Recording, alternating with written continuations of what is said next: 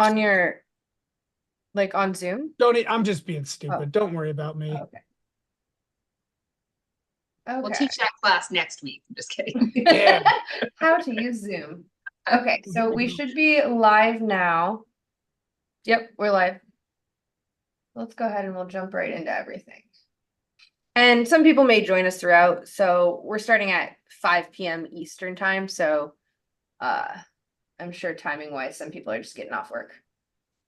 All right, now bear with me as I always struggle and show the wrong screen when I'm doing screen sharing.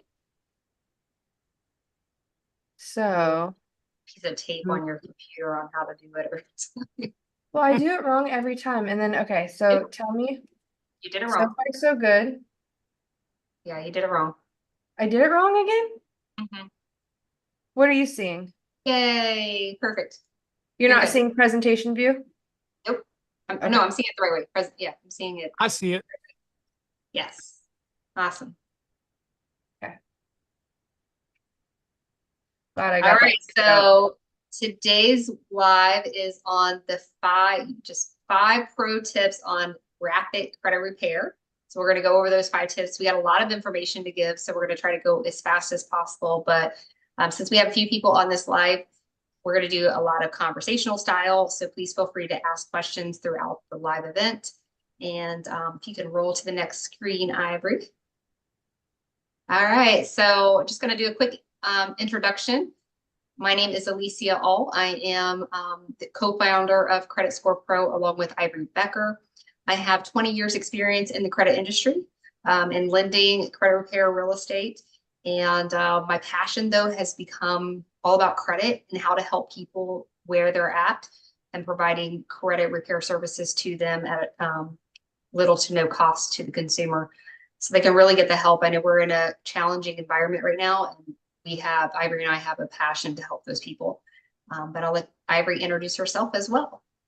So Ivory Becker, co-founder of Credit Score Pro AI as well. Also in the credit repair space as well, just like Alicia.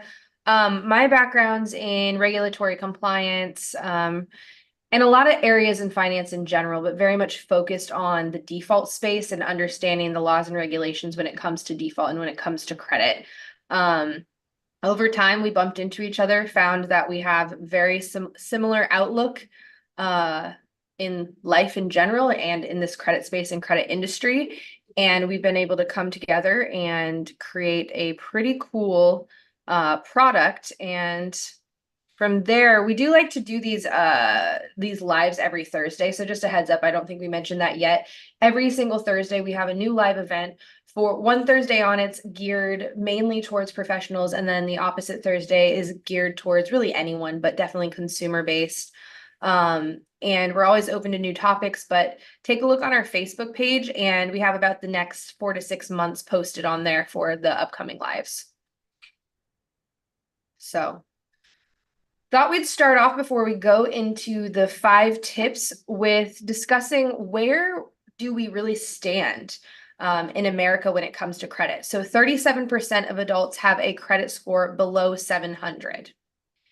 And 60 million Americans have a credit score below 670.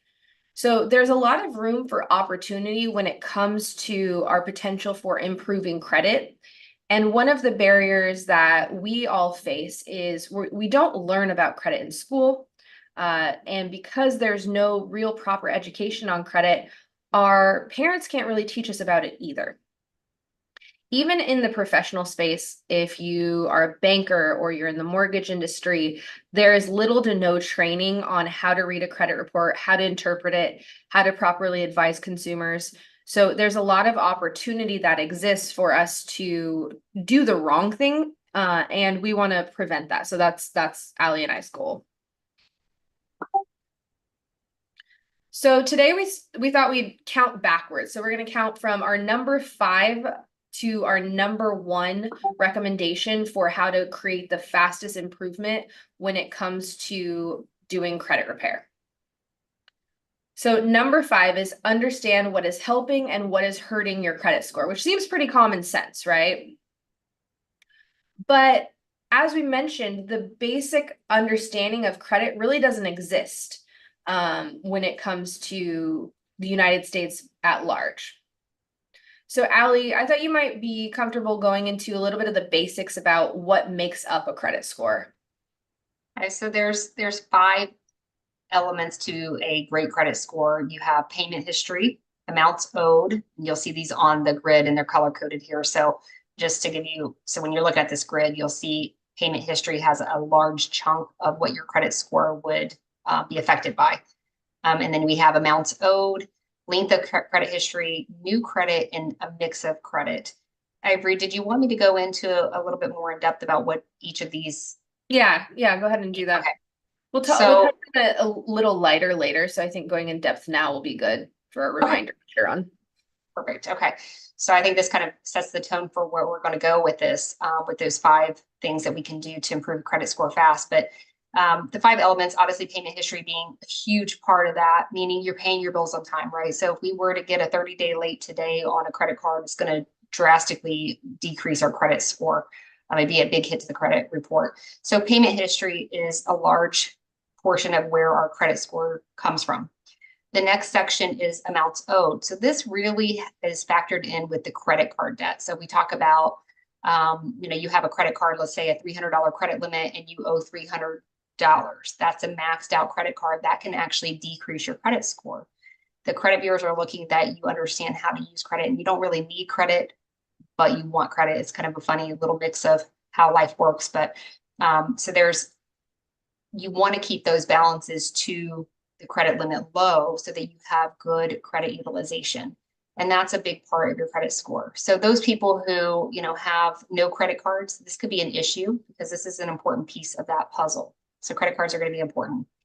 Length of credit history, I think this is often I believe that people don't take this seriously, but you'll see it's pretty big part of your credit score. It's bigger than new credit mix and new credit and credit mix. Length of credit history goes towards how long have you established credit and done right by credit. And the only thing that can give you longevity of credit is going to be a credit card. So I'm really big when I talk to people, credit cards are essential to having really good credit. So when we talk about people who say, hey, I have an 800 credit score, these people have a long history of credit. So the only way you can get those higher credit scores is having that long history. Credit cards are going to help you do that. The reason loans, I get this question a lot, like, why can't I just have a loan? Loans eventually get paid off and are closed, and then you lose that history. Even student loans, believe it or not, will get paid off and you lose that credit history. So credit cards are really important in that category. Let's see, what did I go to? New credit. So this is your credit inquiries, right? When you have credit inquiries that can decrease your credit score. Or let's say you have a really long history of credit and then you get a new credit card. That can affect your average age of credit. So you have to be careful about what you're doing with your credit. And then lastly, mix of credit. Your credit score is looking at factors like, can you pay a credit card on time? Can you pay an auto loan on time? Those are just different ways of paying debt. It's, credit card, you may have a payment this month, you may not. You may owe $30 this month, you may owe $100 next month. So it varies. So the credit bureaus are looking at, can you handle and manage that type of credit? And then, of course, your auto loans, hopefully that is the same payment each month at the same date. So those are your five elements to the credit score. You think I went over that pretty good for you? Yeah. So those are the five basic factors that are making up the credit score. And when you put all of those factors together, you'll often hear the term credit worthiness. What is your credit worthiness? And that's essentially looking at that number that's assigned to you based on these factors. So the higher the score, the more credit worthy you are, if you will. And so you want to think of it as a risk tool, a risk assessment tool or risk analysis. So the higher your score, the lower risk you are to lend to. And the lower the score, the more risk a bank or a creditor is taking on by allowing you to borrow money. Where it gets complicated, because it sounds simple so far, right? Pay your bills on time, use different types of accounts, and have a long history. Sounds pretty simple. Where it gets complicated is there are subtle nuances to how these pieces of information are interpreted. And that's when credit scoring becomes not as intuitive. And that's where we see a lot of different myths that exist on the internet, right? A lot of misunderstandings and a lot of actions where people are spending money in areas that they thought were going to help their score, but didn't. And so that's some of what we're going to look at throughout these tips is figuring out where can you be most efficient and effective when you're trying to improve your credit score. So number 4, paying down the correct balances. So we kind of alluded to this a little bit in the last slide here. Oh, there we go. So let's start by talking about what we shouldn't be paying. Allie, what should we not be paying if our goal is to improve our credit scores? So we wouldn't want to pay off personal loans, auto loans. And this is something I hear a lot where people will be very happy. They'll say, I got some extra money, like tax refund season. This is a prime time that happens where people will say, I'm going to pay off my auto loan. And they believe that that's going to improve their credit score. Unfortunately, if you paid an auto loan or a personal loan, remember that whole length of credit history, part of the credit scoring, you lose that history and now it's no longer helping you. So we might see that you had an auto loan in the past, but the actual history is now stopped and we're not getting points for that. So I would be very careful not to pay off debt early if you are looking to improve and increase your score. Now, if it's a financial thing, that's a different story and that's a whole different webinar. But for credit score improvement, that would not be something you would want to do. And then Ivory has on the slide, don't pay off non-medical collections. You do have to be very careful when paying off collections of what will help improve your credit score. There are times where you pay off a collection that can actually decrease your credit score. If they are medical collections, though. Wait, we're getting into that next slide. Oh, she's not gonna let me talk, guys. See, she turns me off a lot. So I try to tell you. But this is some of the aspects that aren't intuitive. Naturally, we think that, oh, if I pay off a loan, my credit score is going to improve, right? I was responsible. I paid off that debt. So why wouldn't my credit score improve? And as Allie alluded to, it's because of that average age of open accounts, right? That credit length isn't necessarily looking that you had 10 old loans that you paid off, in the last 5 years. You're not benefiting from those anymore because those are closed accounts. So those open and active accounts are what's really helping to drive your score primarily. So now let's go to where Allie was already alluding to. What should we be paying off? So you can pay medical bills off. And the reason is because some rules have been changed with the credit bureaus. These are not laws. These are just rules that the credit bureaus have implemented themselves. And they kind of look at what lenders want to see on a credit report, what lenders don't want to see. And lenders across the board really don't care about medical collections. They don't think that that should be a factor in your credit score. So the credit bureaus took note of that and decided that if you have a medical collection that is paid off, it will be completely removed from your credit report like it never happened. So it can be an immediate, quick boost to your credit score. Let me repeat that: immediate, quick boost to your credit score, because once the credit bureaus get the notation that that's been paid, it's removed.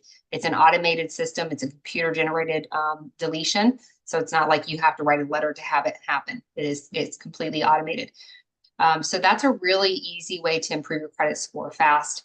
Another rule that was implemented with the credit bureaus is that if the balance is under $500, that it would not show up on your credit report. I do want to just stress there's a little myth out there in social media that says, hey, if you got a $1,500 credit or medical bill and you pay it down to under 500, it'll be removed. That's not true. The rule states whatever the balance was at the time of collection. So you can't just pay it down to 500 or under 500 and get it removed. You would have to pay it off entirely if it is above $500. But again, you shouldn't see a medical collection on your credit report at this time if it is above $500. What else do we want to pay off charge-off accounts with balances? Absolutely. That's a great thing to do, because if you don't, they're going to continuously mark you late and go into collections and things like that. So then you can have a double reporting of a negative. Should you pay off open and active credit cards with high utilization? Absolutely, you can. If you have open credit cards and active credit cards with high utilization ratios, you can pay that completely off if you'd like. There is a golden rule, and that is 20% of the credit limit. pay it down to that, you'll have optimal credit. So those are some really quick, easy things that you can do today in order to impact your credit score. So when you're paying off credit cards, I always recommend as well, you're focusing on those ratios. So if you have a credit card with a $500 credit limit that's maxed and another one with a $5,000 credit limit that's maxed, start with that $500 credit card. It's a lot easier to pay and it's a lot easier to get that ratio of that single card down faster. So credit score is looking at each card individually. It is also looking at your utilization as a whole on your credit report, but you can see some sizable changes faster by the way you approach the process. Oh, I'm so glad you said that. I mean, that's something I try to talk to all my clients about is that, you do the easiest, fastest thing first. You're going to get more points doing it that way than with, like Ivory said, focusing on paying down that $5,000 credit card. That's not going to help your credit as fast as doing that 500 one and then moving on. Mm-hmm. Exactly. So let's talk about number 3. And this one is overlooked quite a bit, especially in the credit repair space. So if you're hiring a credit repair company, some companies only focus on the dispute side, only focus on the negative information on the credit report. But you want to remember a credit score is based on how you are using debt, right? So you can't just not use any credit at all. And so what happens when you, oh, I'm skipping ahead. So let's talk about what, sorry, I was thinking about our next slide. So your credit score is essentially a financial resume. So a good way to think about it is a resume that has big gaps or missing history compared to a resume that has consistent and long-term history. What looks better? So obviously a hiring manager is going to hire someone that has long-term consistent resume. It's going to be the same with the credit scores. You look less risky if you have that long-term history. So even if you do have a spotty past, if you're able to start reestablishing that good and positive history and show those positive changes, your credit score is going to benefit from it. So what happens when you don't use credit? So there's a couple different things that can happen. So without any active credit at all, let's say you had a bunch of accounts, they closed, eventually you're going to have no credit score at all. So you do have to have activity. Now, Allie, I know you've seen some scenarios where let's say someone has an open and active credit card, but they haven't used it. What happens there when you have a credit card, but you haven't used it, let's say in 6 months? So when you have a credit card and you haven't used it, that's been a lot of people today are really they're trying not to use credit, right? So they think that that's the best way to do things, but unfortunately, you have to use it. When it usually becomes inactive by about 3 months of non-use, and now it's no longer helping your credit. It's not factoring in your credit history, so it's very, very important to use it and keep it active.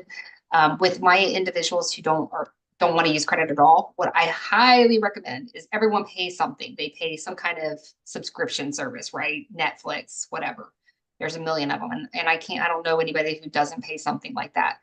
And what I recommend is, having that charge to the credit card and then having your credit card automatically paid off by your bank account each month. And then you don't have to actually physically be swiping that card if you're risk averse to credit cards, but you definitely have to have activity or it will not help you.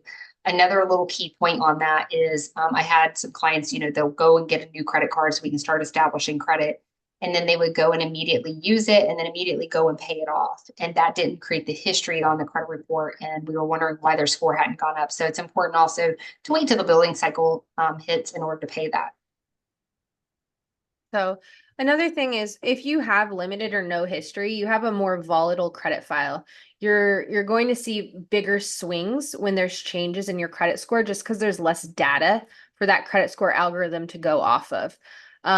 It's just more difficult for the score to be calculated because there's less data. I guess I already said that part.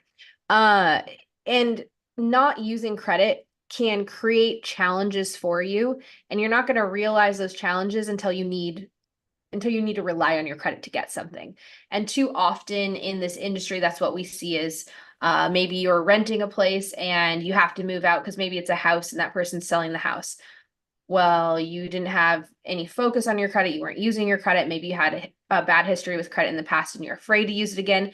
And now all of a sudden, you needed it fixed a month ago and you need 3 months to get it ready, right? So we want to make sure people don't face those challenges and get themselves in the situation of having that lower credit score just because of the lack of credit. And when you are using credit, you're going to see a faster turnaround from any credit damage that you have experienced. Oh, And I'll just add one little thing to that. If you do not have open and active accounts and you are reestablishing credit, if you're looking to purchase a home, we're not going to get a mortgage credit score if you have not had that history for at least 6 months. So if you're starting brand new, you are on a 6-month wait period before we see on the mortgage credit report a score. So you might be on Credit Karma or other kinds of monitorings and see a credit score, but the mortgage credit report will not produce one. right. Right. So what types of credit should you be using? So before we go into the types that we should be using, we want to remember what influences the type of credit you should be using are those factors. So credit mix, age of the credit file, payment history, and utilization. Whatever we're doing, we want to affect these categories as much as possible. So there's some efficient ways to do that. And so some of these ways we've already mentioned, right? Credit cards. Credit cards are great because they are impacting credit mix, right? It's a certain type of credit, it's a revolving debt. You can get the most age out of a credit card because it doesn't close when you pay it off. You can continue to use it over and over and over. So you can have a credit card that's been open for 20 years, 30 years, 40 years, right? It doesn't have to close. And that payment history continues to accumulate over time. So you're building this strong, robust, positive payment history that really acts as a cushion. If something negative does happen, you have this cushion of history also there saying, hey, I can pay things on time. I made a mistake. And now you're showing that ongoing payment history since that mistake has occurred. And then you also get that utilization factor. So commonly overlooked is that utilization is heavily focused on that revolving debt. It's heavily focused on that credit card. So by you using that credit card sparingly, you're really helping to fuel your credit score to a higher score. Anything you want to add on credit cards that I may have missed? I think you did a great job.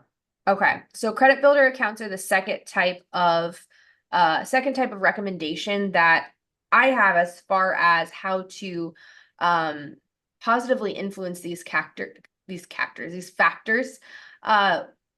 We shouldn't just be going and getting loans unnecessarily, right? It doesn't make sense. So there are credit builder accounts, which are essentially savings accounts that report like loans on your credit report. So it's a great way to influence your credit mix and build that positive credit history without having to take out a normal loan and create an unnecessary debt for yourself. Many people will also use credit builder accounts as a way to save and prepare for a big purchase like a home, for example. And then we also have monthly expense reporting as an option now. So there's a whole bunch of different providers that will allow you to, in different capacities, add things to your credit, like your rent, that Netflix payment, utility bills, subscription services, your cell phone bills. And that really leads us to our tip number 2, which is to not forget the credit building tools. So you do not have to take out a bunch of debt to make sure that you don't have a thin credit profile or to reestablish and rebuild positive credit history. There are a whole bunch of tools out there now that are going to allow you to put your normal monthly expenses on your credit report. I think that's key too, Ivory. There are a lot of credit building resources out there in the world, and some of them are not any good. Like, No. First Premier is my least favorite. You get a high annual fee, you get monthly service fees. So there's not all credit building resources are good. Number one. And then number two, you don't have to have 100 credit cards to have good credit. And I see that all the time when people are rebuilding, they'll have like 10 or 20 credit building credit cards where they paid $100 annual fee for these things and things like that. You don't need all that. You need some, you don't need a lot. Right. Really, your goal is just to be, you don't want to do overkill, right? The goal is just to influence each of those categories as effectively as possible, right? And once you see, okay, I've opened these types of accounts that are helping me influence all these categories, that's it. So I've had a client before who taught him about the credit builder accounts, and he went and got 5 different credit builder accounts. Completely unnecessary. You do not need 5 different credit builder accounts. Although it did help him save more, overkill on the credit report, not necessary at all. The whole goal of using credit building tools is to show responsible payment history, right? We're helping to infuse the credit file with good payments. Yeah, so it's basically a way to help you improve your credit score without driving you into debt. So now our number 1 tip is finding the errors on your credit report. And why is this our number 1 tip? Well, as a consumer, it's your right to have an accurate credit report. So when we talk about your right to an accurate credit report, it's important to understand that there are laws that protect you as a consumer, just like there's laws that protect the banks and the credit card companies and everybody else. But we often forget we have our own protections as well. And when it comes to what's on your credit report, if it is not accurate, if it's not consistent, if the information's too old, it cannot be on the credit report. You have the right to dispute that information. And Allie, I'll let you dive into this a little bit more because I know I can see that you're ready to talk. You can see that I'm ready to talk. Well, thank you for that. So yes, it's your right to have a true and accurate credit report. Unfortunately, no one's credit report is accurate.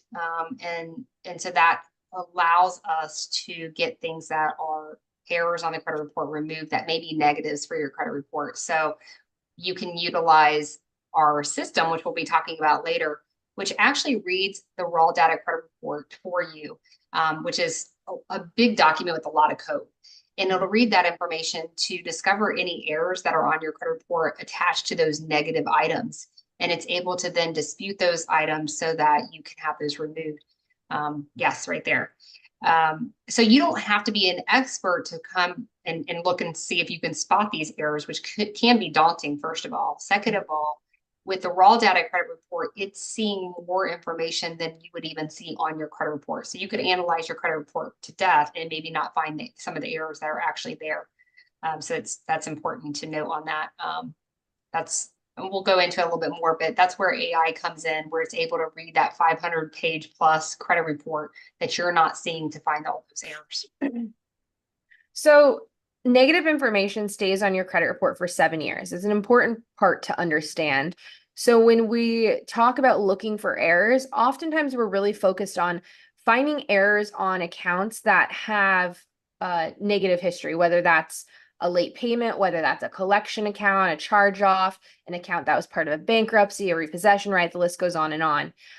When it comes to credit reporting, if there is, I call them compliance issues. So if there is a compliance issue that's identified, that can allow the removal or the correction of that information on the credit report. That's important to you because if that information is removed, then it's as if it never happened when it comes to that resume that you have, that financial resume. Now, an important thing to understand is it doesn't necessarily absolve you from owing a debt. If we're talking specific to a credit report issue. So if a collection is able to be removed from your credit report because of, I don't know, some issue with it, some compliance issue, with the reporting, it doesn't necessarily mean you don't owe the collection company or you don't owe Citibank if it was a Citibank charge off. So there are instances where that could be the case, but it's not necessarily because of the reporting itself on your credit report. So, and if you do have questions, sorry, I'm just seeing what was written in the chat here. If you do have questions, feel free. You can unmute yourself and ask as well. We want this to be, to make sense for you, but if you prefer to send them privately, you can do that as well too. So, We do have some people on live on YouTube that I'm mm, monitoring right okay. Yeah, let me know if any questions pop up.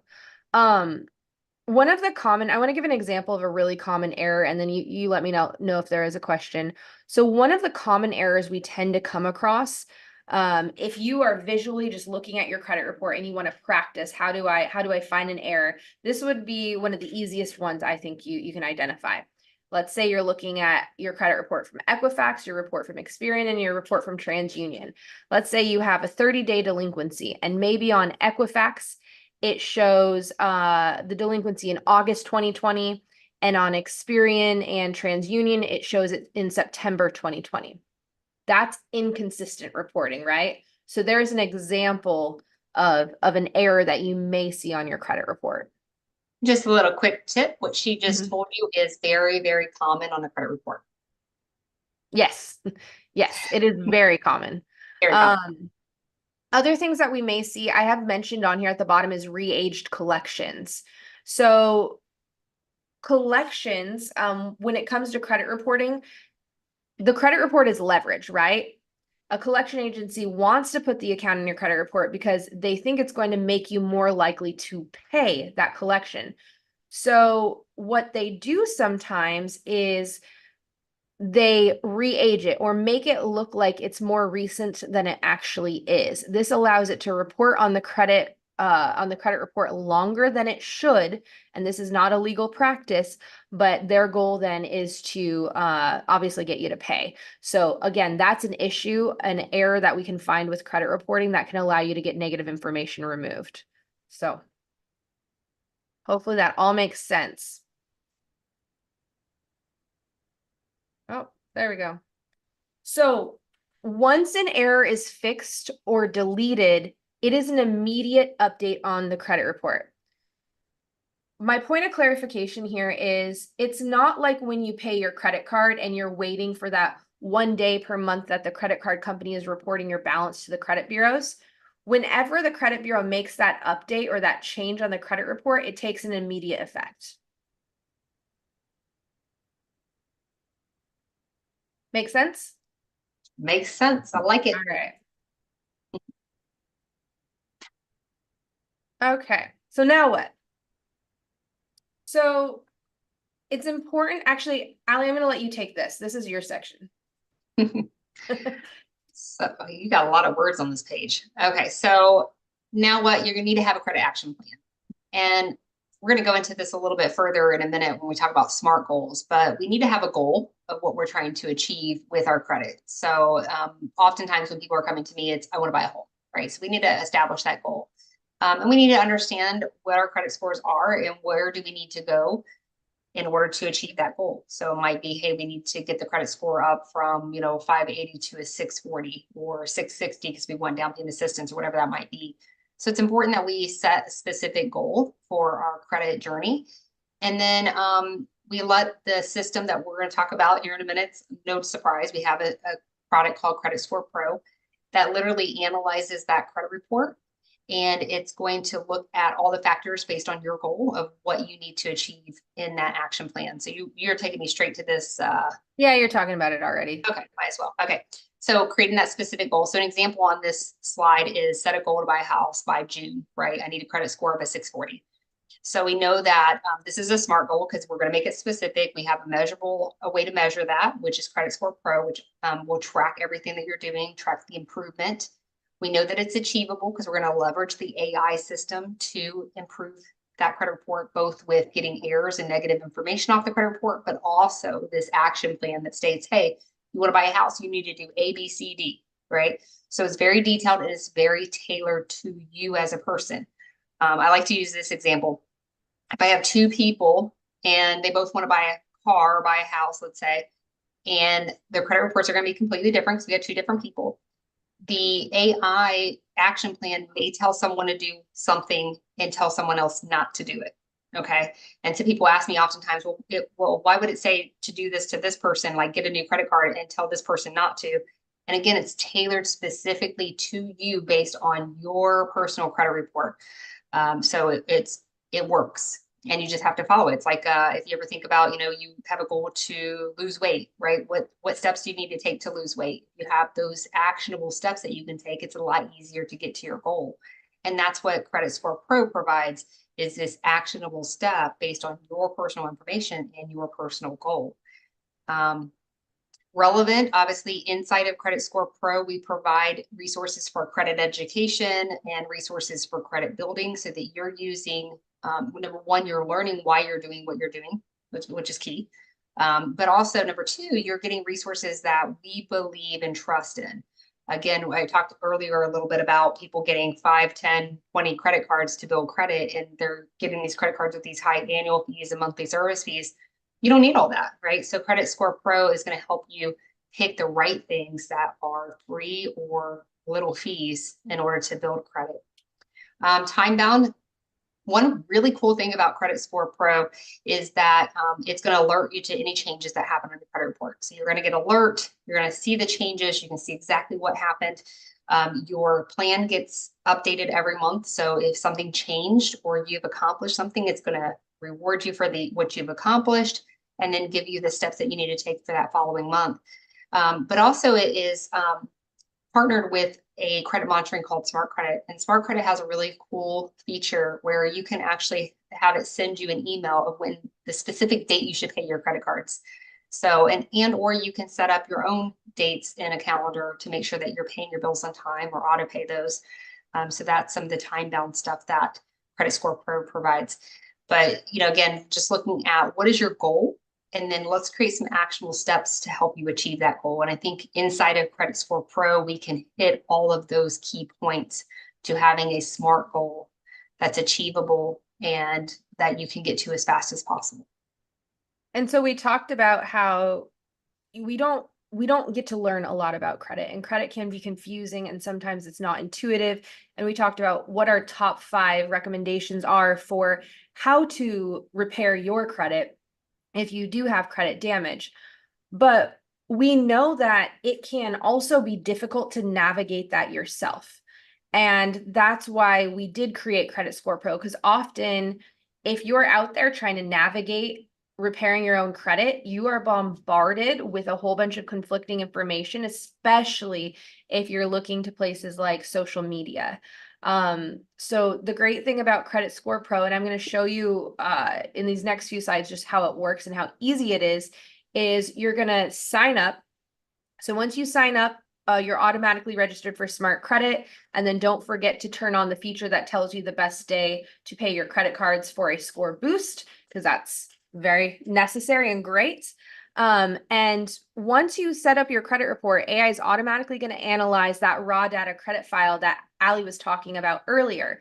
So instead of you having to look at that front-facing credit file that you see, it's looking and finding every single error on the back end of that credit report. So errors we can't even see with our human eye. And when it finds those errors, it's able to help create a dispute. So what you're going to do is just choose the accounts that you want to dispute. From there, AI suggests the proper dispute based on the errors it finds on the back end, and also based on what it's learned is the most successful way to dispute to get negative information off of your credit report. So because it's AI, it's constantly learning. It is a full machine learning tool. So based on every single user of Credit Score Pro, it just gets better and better and better. And the only time we suggest deviating away from the suggested AI-generated dispute is if you've had identity theft. AI is not going to know if there's identity theft or if there's fraud, right? That is something that you will have to indicate. So from there, once you select the dispute reasons, it will ask you to go through each credit bureau, and it's just going to walk you through. It's just a couple clicks of a button. And if you don't want to print and mail off the disputes yourself, they will automatically be emailed to you.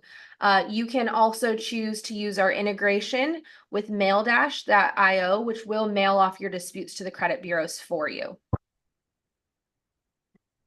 And then from there, we talked about how disputing isn't it, right? That's not the only path for improving your credit. We talked about how important it is to use credit, how important it is to use credit building tools. And that's where the credit action plan comes into play. So the credit action plan is goal based. So you're going to choose the goal that makes the most sense for you, whether it's trying to buy a home right now, get out of debt. And the action plan is going to focus on the credit score that's used for that goal, right? So if you want to buy a home, you want to make sure your plan is tailored towards the credit score algorithm that's used when you buy a home. And then the action plan is generated. And Allie, I'll let you talk a little bit about the action plan. I know this is your favorite part. So, obviously she's showing a little picture of the action plan, but the action plan would automatically be generated for you. If you're in Credit Score Pro and you failed to go through the link to pick your particular goal, the goal will default to great credit. Okay. And so you will get a action plan regardless with the steps of how do we have great credit. So I think that's important to know, but it will have different categories inside of the plan, which will show like the top 3 things that you should do to improve your credit. So if you want to focus on 3 individual things each month, you can do that. But it does give you the full breadth of what you can do to improve your credit. So anything and everything that it can find, it will do that, but it will categorize that in terms of what is best for you. Okay. So that would come to you in an email once you sign into and create your account with Credit Score Pro.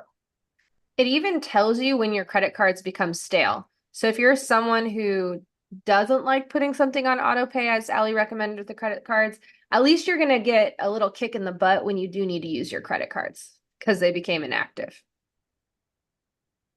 I do have some questions that are coming through if you want me to. Yeah, go ahead. We'll pause and we'll answer them. Let me go back to it. This is on Facebook. What is it about AI systems that makes them better than the standard credit repair? And does it ever give poor advice? Does it ever give what advice? Poor advice. Poor advice. It better not. I'll answer a little bit and you can answer a little bit. I'll start first. With the AI, it's able to, one, it's instantaneous, which is better than us humans, but it's able to identify errors and issues that we can't see. So when we get our own credit report, whether you're pulling your own report or you're going to a mortgage lender, we only get to see what the vendor allows us to see. There's so much information and so much data behind what you're seeing that the AI can read and find disputes that you wouldn't know existed at all.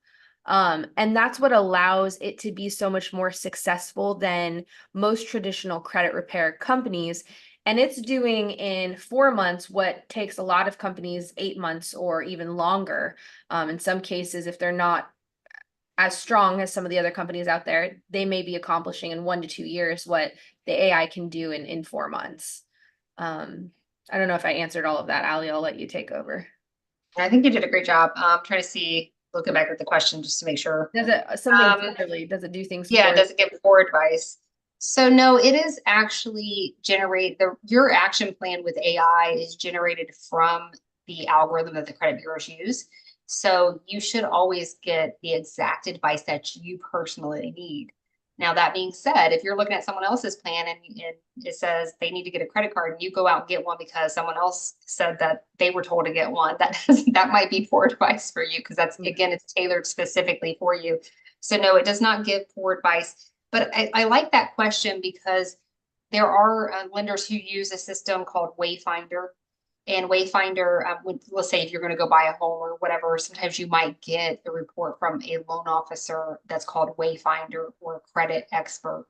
That oftentimes has poor advice. So you do need to be careful about where you're getting your advice from. And it's a long story, so I'm not going to tell it today, but I do look at Wayfinder reports all the time and I see errors in their suggestions that would in some cases would actually drastically decrease the person's credit score if they follow the advice. Okay. So that's a little scary, but that's not what you're going to get with Credit Score Pro. And I think the other part was why AI systems, and you already touched on this, but I just want to reiterate, AI is a learning system, right? So it's constantly learning as things change. It's constantly learning. And I'll give you a really quick example. if I am your credit expert and I write a letter to the credit bureaus, or you find a template online that you write to the credit bureaus because you found an error or a negative item on your credit report that you wanted to dispute, that language in that letter may be outdated and not be working with the credit bureaus anymore, right? So you don't know that until you try and try again and try again. And then you figure out, oh, this one's not working. I got to retailor this letter to something that will work with the credit bureaus. AI is a lot faster. It figures that out really fast. It figures out what works, what doesn't work, right? And I think that's the huge benefit to using AI, is that ability for it to constantly be learning and seeing what affects the credit bureaus and what doesn't. I hope I didn't step on your toes on that, Ivory. I just thought about that as I'm rereading this question. Nope. Were there any other questions we wanted to pause for? There is another one that says, why has, quote, great credit scores risen so much in the past decade? I'm going to assume on this one that the question comes from the fact that to get the best interest rates on home loans and different things, you need to have a 760 credit score, where not too long ago it was a 720, and then before that it was a 700. So I think the question is why is it continuing to rise on where you get the best interest rates on credit score? I don't know that we have the answer to that question though. It's just based on the economic changes, right? Lenders become more conservative over time, and as they become more conservative based on the environmental factors, like the external factors that are impacting them, that causes them to raise the minimum credit score requirements, and then also the higher end of what they consider a great credit score. They're essentially adjusting their risk analysis. Correct.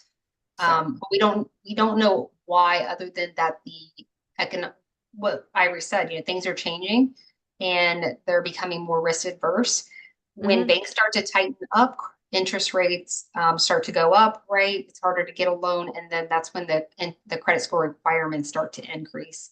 And we're in a crazy environment right now where it's hard to get a loan, and that's one of the reasons why Ivory and I have a passion for credit, and we decided to come up with Credit Score Pro because we want to meet people where they're at. So there are solutions, like you can go to Insight Strategies and have credit repair done, which is excellent credit repair. But if you're in a position where you can't afford that, this gives you an avenue so that you can take advantage of your own credit and be very successful without having to pay an expert to do it. Yeah, exactly. I think right now, we're seeing higher rates, and we're seeing higher default rates. We're seeing higher average utilization. Those types of factors make banks more risk averse is probably the only other factor I didn't mention. Yeah. I don't know what our time frame is. Do we have any other questions from our live? We are over 1 minute. We're 1 minute over, so. I have another one if you want to do one Sure, more. we can do one more. We're almost done. Anybody on our live that's actually on the Zoom right now have a question before I open up this question or answer this question? Anybody? No? Do you recommend paying off all your debts right away? So, no, not necessarily. I want to take it back to the SMART goals. Let's say, I'm going to give an example to answer this question. Let's say your goal is to buy a house in, like, let's say within 3 months, and you've come into the cash and you have the cash available, and you have, let's say, 3 credit cards and an auto loan, and you could pay every single one of them off. I would advise you, yes, go ahead and pay off the credit cards. Let's say we're taking the discussion about down payment, all that out of here. That's for the mortgage lender to figure out. I would advise you not necessarily to pay off that auto loan. If you need to pay off the auto loan to help your debt to income ratio to qualify for the mortgage or to get a better rate, my recommendation would be to do that as part of the closing. So that way what they're doing when they're calculating your credit score isn't showing that payoff. Because remember, when you do pay off that auto loan, it is going to adjust your credit score because you're losing that age from that auto loan. And you're getting the benefit when you pay off the credit cards because your utilization ratio has improved. So that was a very long-winded answer, but hopefully that covered everything there. Yeah, I think the question was needed a long-winded answer for sure. And then again, I think Ivory maybe had touched on this, but are some of those debts that you're talking about collections? And then we go back to some of Sure. those points before, where if there's medical and you have the funds to do that, let's go ahead and do that. That's going to be a rapid improvement to your credit score. But if it's other collections, that might not be the best suggestion. So Yeah. Yeah. And here again is where Credit Score Pro can help you decipher. yeah, Credit Score Pro can definitely help. And there's we're going to talk about in a minute, but an educational section that you can use for the collections if you have more questions on it. Personal philosophies, just on my end, I am not a fan of paying collections at all, but that's an aside for another full webinar we can do just on collections. Very We should passionate actually, about that. Ivory and I have a different philosophy on this part. So maybe one of Should our have a webinars, debate. a debate of the collections. Yeah, we should have a debate. Yeah, because we definitely do not agree. We agree on a lot. We just have Yeah. some philosophies that are different there. Okay. Okay. All right. Let's move on. And then maybe we'll do one more at the end, but we'll move on just so we can get through the rest of the content. Okay. Credit building tools. So the other aspect of the action plan. Oh yeah, we were talking about the action plan. The other aspect of the action plan is that it will recommend the most appropriate credit building tools. And on Credit Score Pro, we have those tools available to you as well. They're on our website. We'll show you the link is creditscorepro.ai. So if you just want to check out credit building tools, there is a section on the website for that. But we, of course, recommend using the action plan to tell you what tools are best for you. And then lastly, we have a credit coaching section. So in our credit coaching section, we have a whole bunch of different modules. And it's broken down into different categories. So you can pick and choose what videos you want to watch. Most of the videos are around 5 minutes.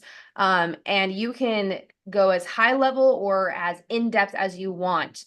Really, this is your course. If you want to become the expert on credit, you can by using this course. And then remember, you do not have to be an expert. You don't have to understand and know the Fair Credit Reporting Act.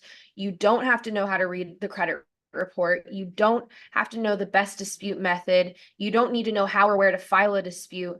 And you don't even need to know how to prioritize the behaviors that will influence your scores the most, because the AI is going to tell you how to do it. And it's going to become natural and an innate behavior for you as you are coached through it and as the AI tells you this is what's best. Because as you perform those activities that are recommended, you're going to see those changes, right? You're going to see what's causing your score to go up and down. And then you can, of course, use the coaching. So you can be as involved or sit back as much as you want, but you will be helped on the credit journey. That was it. We did some of our Q&A already, so I think we covered most of that. But if you do want access to creditscorepro.ai, our AI is free. The only thing that you pay for is accessing your credit report through Smart Credit. So when you sign up, you will be prompted on how to pull your credit report. And then once your credit report is, once your credit monitoring, is active through Smart Credit, you have access to use any and all of these tools that are listed. So from the AI action plan to the AI disputes to the credit coaching, and everything in between. And then we do have a Facebook group, so feel free to join us. We are trying to grow that group. It's a little small right now and we need more interaction. So please interact with us on there. It's Credit Score Pro, the AI credit revolution, and we are here every Thursday, 2 p.m. Pacific, 5 p.m. Eastern. And with that, I'll toss it to Allie for any remarks that she'd like to make. You're on mute. I love talking when I'm on mute. So visit creditscorepro.ai. It does give you some information, again, maybe things that we didn't cover today about what you get with Credit Score Pro. But if you go to creditscorepro.ai, it'll give you all that information. Again, like Ivory said, you don't have to be a member of Credit Score Pro to have the credit building resources. There are a lot of great resources there. So even if you are not a consumer, but a professional and you want to help someone start to build credit who maybe doesn't have credit, that's a great resource for you to send them to. But thank you guys so much for being here. Thank you for the questions. I appreciate your attendance, and hopefully we can grow the attendance next Thursday. So meet us again. What is our topic next Thursday? Next Thursday, similar topic geared towards professionals. And then following week, let me see what we got the next week. I have it pulled up here. So next week is drum roll, I'm getting there. Almost there. Kind of almost there. I went the wrong Do you want way. to drum roll? If you want. I'll share our next few because I might as well. Okay. Okay, I'm finally there. Okay, so March 7th, we're talking just about AI in credit in depth. So how to transform your credit with AI. Then we're going into how lenders use artificial intelligence on March 14th. March 21st is navigating your credit report. 28th is mastering credit reports, a complete guide for professionals. And then April is when we start diving into real examples of people who've used Credit Score Pro and how it has transformed their credit. And then we go back into talking about myths. So we have a couple different webinars set up, just diving into myths, diving into why credit repair advice is wrong. And that's really what we're looking at in the next 2 months for our webinars. And we'll have another open Q&A like we did last week as well built into there. So yeah, so my favorite one, guys, mark your calendars, and when you see it, is the myths one. You got to be that. That's my favorite. Yeah. Myths start on Thursday, May 9th. So join us May 9th for the next myths. You missed it a couple weeks ago if you weren't there. So favorite. So much fun. all right. Well, thank you, everyone. We'll let you get back to your day. We went a little bit over today, and we'll see you next week. See ya. Bye, guys.